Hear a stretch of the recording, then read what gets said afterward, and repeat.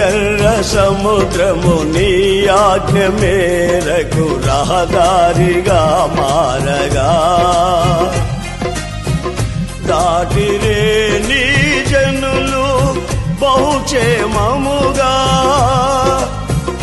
ఎర్ర సముద్రము నీ ఆజ్ఞ మేరకు రహదారిగా మారగా దాటిరే నీ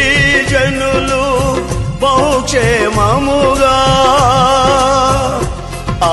జలములలోనే శత్రు సైన్యము మునిగిపోయెనే ఆ జలములలోనే శత్రు సైన్యము మునిగిపోయెనే కృపా సత్య సంపూర్ణుడా